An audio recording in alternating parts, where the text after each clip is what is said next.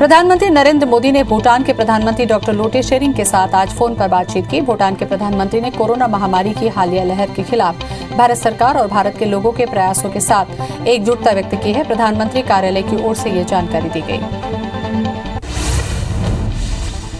भुवनेश्वर से ऑक्सीजन लाने के लिए चंडीगढ़ से वायुसेना का विमान रवाना हो गया। चंडीगढ़ अंतर्राष्ट्रीय एयरपोर्ट से हरियाणा के मुख्यमंत्री मनोहर लाल खट्टर ने कहा कि हमारे वायुसेना के जवान बहुत कठिन काम कर रहे हैं। मैं वायुसेना का इसके लिए धन्यवाद देता हूं।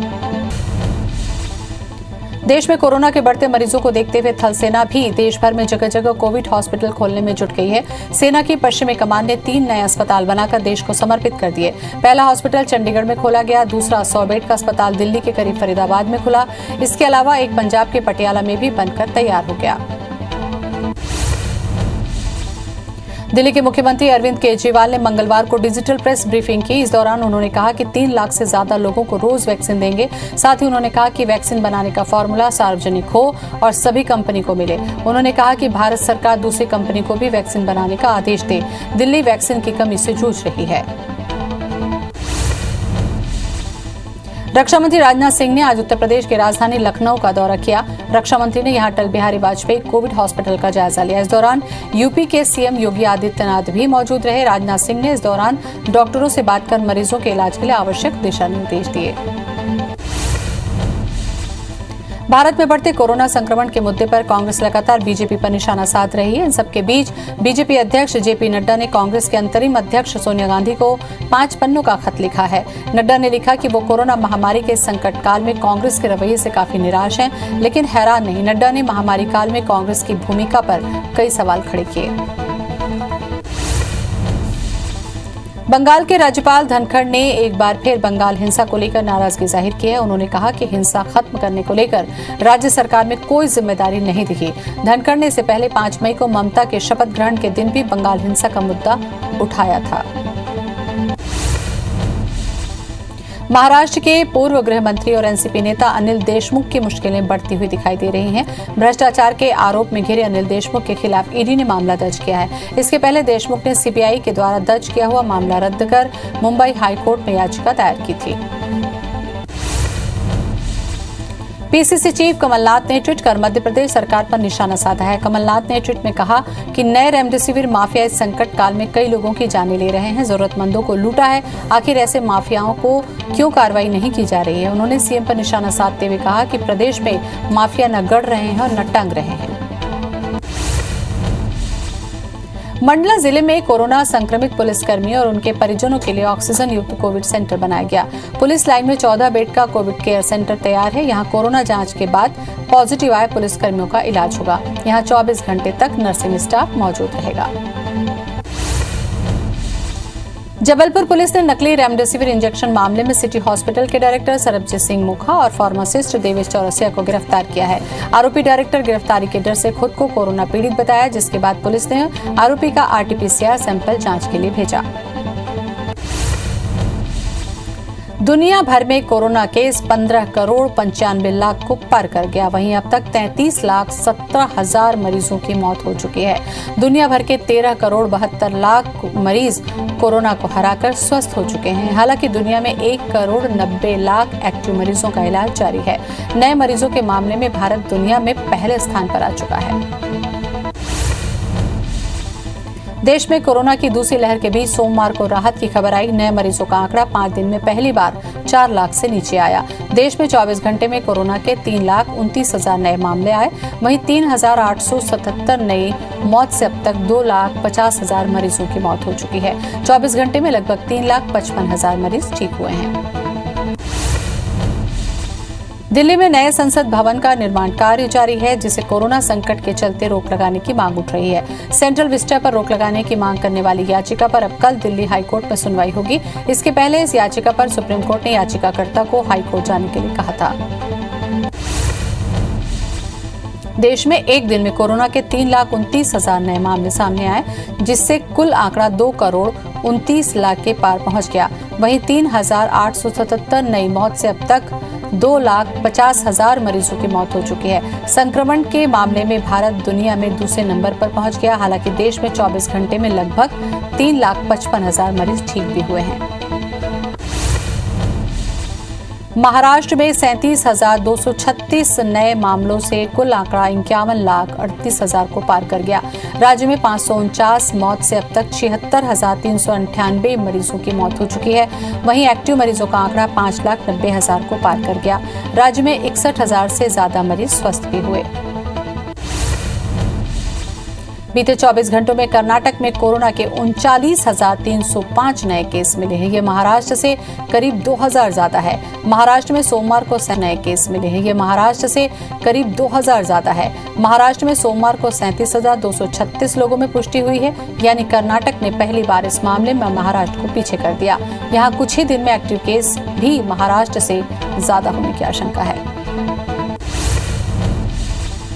मध्य प्रदेश में 9,715 नए केस मिलने से आंकड़ा 6,71,000 हो गया। प्रदेश में 81 मरीजों की मौत से कुल आंकड़ा 6,501 है। एमपी में एक्टिव मरीजों की संख्या 1,11,000 पहुंच गई। वहीं पिछले 24 घंटे में 7,324 मरीज डिस्चार्ज भी हुए। छत्तीसगढ़ में कोरोना के 11,867 नए केस मिले हैं। प्रदेश में एक्टिव मरीजों का आंकड़ा 1,25,000 के पार पहुंच गया। वहीं 172 मरीजों की मौत से अब तक 10,657 लोगों की मौत हो चुकी है। 12,657 मरीजों के डिस्चार्ज होने से कुल आंकड़ा 7,27,000 को पार कर गया। रायपुर में 871 और दुर्ग में 674 नए केस मिले। कबीरधाम जिले में भी कोरोना संक्रमण कई गुना रफ्तार से बढ़ा है। अब जिले में लगभग 4,000 से ज्यादा कोरोना संक्रमित हैं। इनमें आधे से ज्यादा होम आइसोलेट हैं। चूंकि मरीज बढ़ने से स्वास्थ्य विभाग पर दबाव बढ़ गया, इसलिए मरीजों को इलाज की जानकारी देने अब शिक्षकों की ड्यूटी लगाई गई है। राजधानी रायपुर के सीआईडी पुलिस मुख्यालय में पदस्थ डीएसपी की कोरोना से मौत हो गई। जवान आदित्य हीराधर का बिलासपुर के निजी अस्पताल में इलाज चल रहा था, जिनका आज सुबह निधन हो गया। बीजापुर जनपद पंचायत अध्यक्ष राधिका तेलम का कोरोना से निधन हो गया। बता दें कि राधिका तेलम की जगदलपुर में 23 अप्रैल से इलाज चल रहा था, जहां उपचार के दौरान उनकी मौत हो गई। अंबिकापुर मेडिकल कॉलेज अस्पताल के कोविड वार्ड से एक कोरोना संक्रमित कैदी फरार हो गया। बता दें कि हत्या के आरोप में अंबिकापुर जेल में बंद था। वहीं मामले में सुरक्षा प्रहरी को जेल अधीक्षक ने निलंबित कर दिया। कोरबा जिला अस्पताल में दर्द से कराहती गर्भवती महिला को कोरोना टेस्ट के नाम पर भटकना पड़ा। हालांकि जांच के लिए कतार में लगी नटकीखार निवासी गणेशिया बाई की वहीं डिलीवरी हो गई। प्रसूतिया गणेशिया बाई के पति देवानंद ने इमरजेंसी में जिला अस्पताल प्रबंधन पर इधर उधर भटकाने का गंभीर आरोप लगाया। बिलासपुर में लगातार घटते संक्रमण से कोविड नियंत्रण की उम्मीद बढ़ गई है। लगातार 5वें दिन संक्रमितों का आंकड़ा 500 के करीब है, जो 5 दिन पहले 1000 के पार था। हालांकि अभी भी मौत के आंकड़े चिंता का कारण हैं। अब 30 से लॉकडाउन की शुरुआत के साथ ही इसका असर संक्रमण दर पर दिखने लगा है। ग्वालियर के एम अस्पताल पर प्रशासन ने छापामार कार्रवाई की। अस्पताल को 1 साल से बिना रजिस्ट्रेशन के संचालित किया जा रहा था। सूचना पर सीएमएचओ और प्रशासन की टीम ने कार्रवाई की है। इंदौर के बेस्ट प्राइस पर जिला प्रशासन ने छापामार कार्रवाई की है और 7 दिनों के लिए भी बेस्ट प्राइस को सील कर दिया है। बता दें कि लॉकडाउन के दिन भी होम डिलीवरी की जा रही थी, जिस पर प्रशासन ने कार्रवाई की है और आगे के लिए सख्त लहजे में नियमों का पालन करने की चेतावनी दी है। राजधानी रायपुर में लॉकडाउन के दौरान 2 थाना इलाकों में से 9 सटोरी और जुआरी पुलिस के हत्थे चढ़े। आरोपियों के पास से 2.5 लाख रुपए जब्त किए गए। खमतरी थाना इलाके में 5 सटोरियों को गिरफ्तार किया गया। वहीं सदर बाजार इलाके में कोतवाली पुलिस ने जुआ खेलते 4 आरोपियों को अरेस्ट किया। नक्सलियों की एक बार फिर कायराना करतूत सामने आए। मुखबिर के शक में जिले के आमाबेड़ा थाने के पलारमेटा में नक्सलियों ने ग्रामीण सुखधर गावड़े की गला काटकर हत्या कर दी। बीती रात 20 की संख्या में पहुंचे हथियारबंद वर्दीधारी नक्सलियों ने सुखधर को घर से उठाकर ले गए और उसकी रस्सी से गला घोंटकर हत्या कर दी। दंतेवाड़ा में कोरोना संक्रमण और फूड पॉइजनिंग से 10 नक्सलियों की मौत हो गई। पिछले कुछ दिनों से बड़ी संख्या में नक्सली बीमार हैं। जंगल इलाका होने के कारण चिकित्सकीय सुविधा मिलना आसान नहीं होता। मामले की पुष्टि दंतेवाड़ा एसपी अभिषेक पल्लव ने की। मुरैना में सड़कों पर हुई गोलीबारी के मामले में पुलिस ने अब तक 6 लोगों को गिरफ्तार किया। मामले में पुलिस ने 19 लोगों को नामजद एफआईआर दर्ज की। वहीं फरार आरोपियों की तलाश जारी है। बता दें कि जिले में जातीय संघर्ष के चलते हुई इस गोलीबारी में एक महिला को गोली लगी थी, जिसका इलाज जिला अस्पताल में चल रहा है। मंदसौर जिले के सुठौद गांव के पास 4 लेन पर डंपर और कार की टक्कर हो गई। हादसे में 3 लोगों की मौत हो गई। बताया जा रहा है कि हादसा देर रात हुआ। मामला मल्हारगढ़ थाना क्षेत्र का है। जशपुर जिले में पड़ोसी राज्य झारखंड से आकर लगातार चोरी की वारदात को अंजाम देने वाले गिरोह का पर्दाफाश हो गया। पुलिस की टीम ने गिरोह के 2 सदस्य को गिरफ्तार किया है। ये गिरोह आए दिन इलाके में चोरी की घटना को अंजाम देते थे। पुलिस ने दोनों के पास से लाखों का सामान भी बरामद किया। बैतूल में ट्रेन से पर सीसीएफ समेत वन अमला मौके पर पहुंचा। टाइगर सतपुड़ा टाइगर रिजर्व का है। मामला उत्तर वन मंडल की भौरा रेंज का है। देवास जिले में 5 साल के बच्चे को तेंदुए ने हमला कर मार डाला। सूचना पर प्रशासन ने एसटीएसएफ और फ्लाइंग स्क्वाड की टीम एरिया में सर्चिंग की तो घर से 3 किलोमीटर दूर बच्चे का केवल सिर मिला। वहीं वन विभाग की टीम पूरे मामले की जांच में जुटी है। छत्तीसगढ़ में आज मानसून जैसे हालात रहे। प्रदेश के कई जिलों में सुबह तेज बारिश हुई, जिसके चलते गर्मी से थोड़ी राहत मिली, लेकिन अब किसानों की मुश्किल बढ़ गई है। बेमौसम बारिश के चलते फसलों को नुकसान होने की आशंका है। बेमौसम बारिश से हुई फसलों की क्षति के लिए सीएम भूपेश बघेल ने कलेक्टर्स को निर्देश दिए हैं। सीएम ने प्रभावितों को तत्काल सहायता देने का निर्देश दिया। बता दें कि छत्तीसगढ़ के कई इलाकों में हुई बारिश से फसलों को काफी नुकसान हुआ है। जबलपुर में भी 2 दिनों से अचानक आंधी के साथ हो रही बारिश से भारी परेशानी हुई। 2 दिनों से हुई बारिश में खरीदी केंद्रों और वेयरहाउसों में खुले आसमान के नीचे पड़ा कई हजारों क्विंटल गेहूं खराब हो गया। गेहूं जैसे तैसे खरीदी केंद्रों तक तो पहुंच गया, लेकिन जिम्मेदार अधिकारी और वेयरहाउस मालिकों के द्वारा इसके रखरखाव का इंतजाम नहीं किया गया। कबीरधाम जिले में सुबह से तेज हवाओं के साथ बारिश हो रही है। पिछले 6 दिनों से इलाके में बारिश हुई। बारिश के कारण जिले के 70 से ज्यादा गांवों की बिजली गुल है।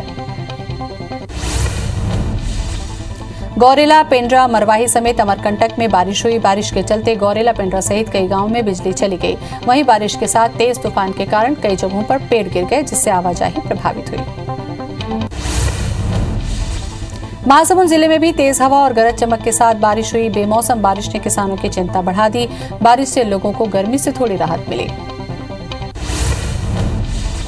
सरायपाली में भी रुक रुक कर बारिश हो रही है। वहीं शहर की कई दुकानों की छत पर तेज हवा के कारण उड़ गए। दिन में भी रात के जैसा अंधेरा हो गया। इधर बेमौसम बारिश ने किसानों की चिंता बढ़ाई है। किसानों की हजारों एकड़ धान की फसल पर खतरा मंडरा रहा है। सरगुजा में भी मौसम का मिजाज अचानक बदल गया। जिले में 3 घंटे से लगातार बारिश हुई। तेज हवाओं के कारण कई इलाकों के बिजली गुल। वहीं बारिश के चलते इलाके के तापमान में भारी गिरावट है। राजधानी रायपुर में आज सुबह हुई तेज बारिश। बारिश के चलते छत्तीसगढ़ में मानसून जैसा हालात है। वहीं सुबह रायपुर में घने काले बादलों का अंधेरा छाया रहा, जिससे सुबह भी रात जैसी दिखने लगी। वहीं तेज बारिश से जल भराव की स्थिति भी बन गई। मध्य प्रदेश के कई इलाकों में भी गरज चमक के साथ तेज बारिश हुई। राजधानी भोपाल में भी देर रात गरज चमक के साथ बादल बरसे। ग्वालियर, दतिया, भिंड, मुरैना, अनूपपुर, जबलपुर में आज बारिश के आसार हैं। वहीं रीवा, सतना, बालाघाट, मंडला, सीधी में भी हल्की बारिश हो सकती है। बारिश के कारण तापमान में कमी आएगी। कांकेर जिले में बेमौसम बारिश से जनजीवन प्रभावित हुआ। देर रात आंधी तूफान के साथ ओला भी गिरा। आज भी तेज बारिश हुई। आंधी तूफान की वजह से जिला जेल के सामने का पेड़ गिर गया, जिससे आवागमन बंद हो गया और पास के कई गांव में बिजली चली गई। हालांकि विद्युत विभाग की टीम सुधार में जुटी है। छत्तीसगढ़ में शराब की होम डिलीवरी के लिए CSMCL पोर्टल की तकनीकी समस्या दूर हो गई। आज से फिर से ऑर्डर बुक किया जा रहा है। बता दें कि कल पहले ही दिन पोर्टल में 29,000 लोगों ने 4 करोड़ 32 लाख रुपए से ज्यादा की शराब का ऑर्डर दिया। वहीं 1 लाख से ज्यादा लोगों ने अपना नाम और मोबाइल नंबर डालकर रजिस्ट्रेशन किया। 5 राज्यों में विधानसभा चुनाव खत्म होने के बाद से सरकारी तेल कंपनियां पेट्रोल और डीजल के दाम लगातार बढ़ा रही हैं। मंगलवार को इंदौर में पेट्रोल 99 रुपए 90 पैसे प्रति लीटर, डीजल 90 रुपए 77 पैसे प्रति लीटर मिल रहा है। ये एक सप्ताह में 5वीं बार बढ़ने के साथ अब तक का सबसे ज्यादा दाम है। बिलासपुर हाईकोर्ट ने मरवाही में नाबालिग से दुष्कर्म करने वाले आरोपी की जमानत याचिका खारिज कर दी। आरोपी की तरफ से मामले में जल्द सुनवाई के लिए हाईकोर्ट में आवेदन पत्र भी प्रस्तुत किया गया। आरोपी दिलेश्वर के खिलाफ नाबालिग लड़की ने रेप का मामला दर्ज किया था, जिसके बाद पुलिस ने आरोपी को अरेस्ट कर जेल भेज दिया। इजराइल और फिलिस्तीन के बीच की झड़प बढ़ती जा रही है। हमास ने इजराइल की ओर से गाजा से सोमवार को 100 से ज्यादा रॉकेट दागे। हमास का कहना है कि कई फिलिस्तीनी सशस्त्र समूहों संगठन के इस्लामवादियों की ओर से यह हमला किया गया। बाद में इजराइल ने भी जवाबी कार्रवाई की, जिसमें 9 बच्चों समेत 20 लोगों की मौत हो गई। कोरोना के खिलाफ अब बच्चों को भी वैक्सीन का कवच मिल सकेगा। बच्चों के लिए अमेरिकी खाद्य औषधि प्रशासन ने फाइजर वैक्सीन को आपातकालीन इस्तेमाल की मंजूरी दे दी है। 12 से 15 साल के किशोरों को ये टीका लगाया जाएगा। FDA ने इसे कोरोना वायरस से जंग में महत्वपूर्ण कदम बताया।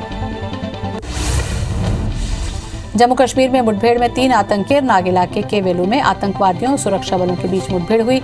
वहीं कश्मीर IGP ने बताया कि लश्कर के 3 आतंकवादियों को मुठभेड़ में मार गिराया गया। देश में कोरोना वायरस के कारण बेहद गंभीर स्थिति बनी हुई है। देश के इन हालातों पर पूरी दुनिया चिंतित है, क्योंकि इससे सभी को खतरा है। WHO ने भी देश में कोरोना की दूसरी लहर में हो रही मौतों पर चिंता जताई है। WHO की chief scientist doctor Soumya Swaminathan ने कहा कि भारत में कोविड-19 के आंकड़े चिंतित करने वाले हैं और सरकार को सही आंकड़े बताने चाहिए। कोरोना वायरस को लेकर भारत बुरी तरीके से जूझ रहा है। वहीं अस्पतालों और मरीजों को ऑक्सीजन की किल्लत का सामना करना पड़ रहा है। ऐसे में कई सारे देश भारत की मदद के लिए सामने आए हैं। इसी कड़ी में इंडोनेशिया के जकार्ता से वायुसेना के विमान के जरिए ऑक्सीजन कंटेनर एयरलिफ्ट किए गए। भारतीय वायुसेना ने इस बात की जानकारी दी। देश के 18 राज्यों में पूर्ण लॉकडाउन जैसी पाबंदियां लगा दी गई हैं। वहीं 14 राज्य और केंद्र शासित प्रदेशों में आंशिक लॉकडाउन जैसे हालात हैं। कोरोना की दूसरी लहर से जहां हालात बेकाबू हैं, वहीं देश में तीसरी लहर के अंदेशे ने सरकारों की चिंता बढ़ा दी है। हालांकि देश भर में कोरोना की रफ्तार थोड़ी धीमी जरूर हुई है।